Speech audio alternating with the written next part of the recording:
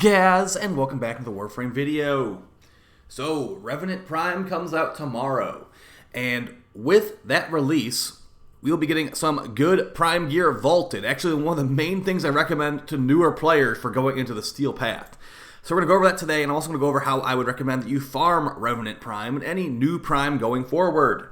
Before we get into it, though, make sure you're subbed to this channel. We do daily Warframe video uploads, and also make sure to check out the live stream channel. We will be live streaming Revenant farming and testing out the weapons, see if they're like super strong compared to the normal version, which I don't know. Oh, by the way, guys, they did come out and say that the ammo change on the Phantasma was a bug. So the Phantasma Normal and Phantasma Prime will have the same ammo, it seems. So that's a really good thing right there. So the Phantasma Prime will most likely be a straight upgrade over the Phantasma Normal, as long as you don't take Rivens into account. Alright, so as far as what's getting vaulted with Revenant tomorrow, sorry I wasn't a little bit more early with this information, but there's been a lot of other stuff to make videos on. So tomorrow, Nezha Prime, Zakti Prime, and Guandau Prime are all being vaulted.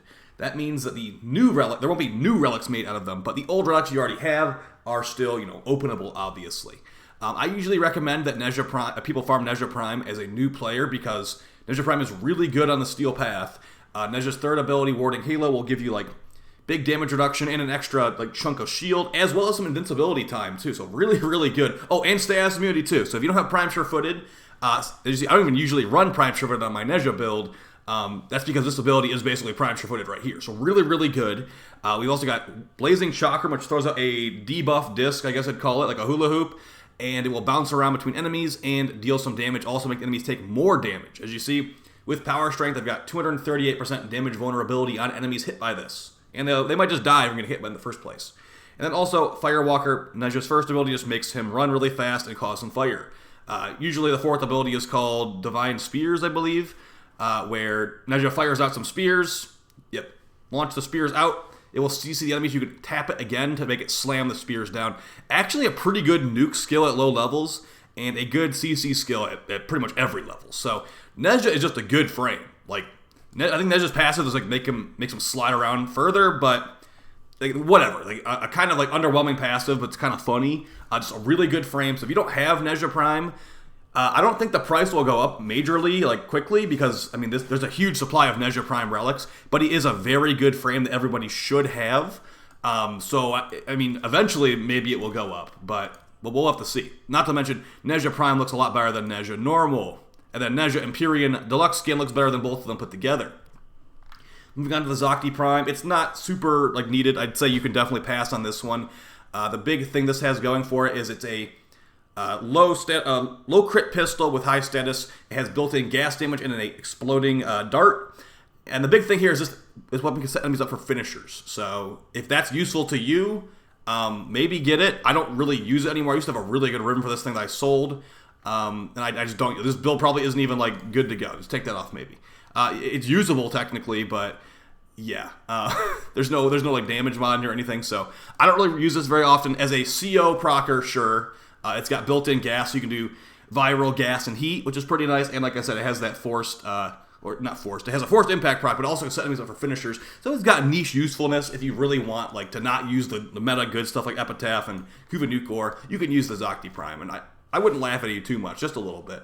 And then the final weapon being vaulted is the Guandau Prime, a very high base stats slash melee weapon in the polearm slot, or the polearm slot. A polearm type weapon. As you can see, the Riven stats are low because this thing is good.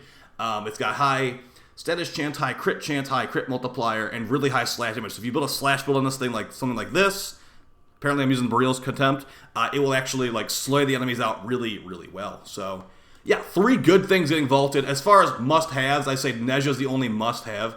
Guandau is definitely replaceable by we have 20 slash weapons in this game. They're melees at least. So it's not it's irreplaceable at all. Alright, moving on to how you can farm Revenant Prime tomorrow. Now, the biggest thing here is, and the thing a lot of people run into problems-wise is, hey, where do I get the good Axii relics from?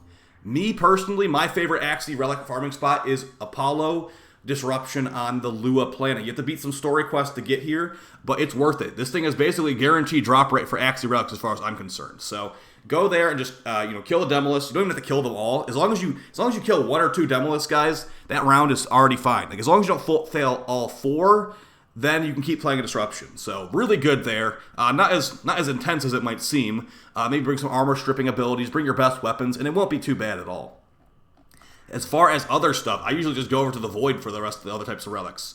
I think it's like Neo and Meso, I think, comes from Ukko, and then there's also this one over here called Hepit. You can get Lith relics from here.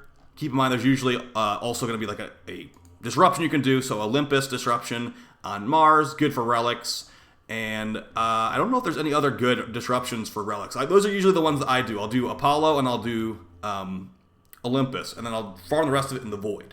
Now, technically, you can do other things, like farm Syndicate medallions and all that, but this is a video coming out the day before. Whatever Syndicate medallions you have sitting around, you can turn in. Additionally, if you have someone that has a bunch of Steel Essence, you probably already know this, but if you have a bunch of Steel Essence sitting around, you can go over to Teshin and turn in Steel Essence for relic packs. They will be for the new stuff on day one.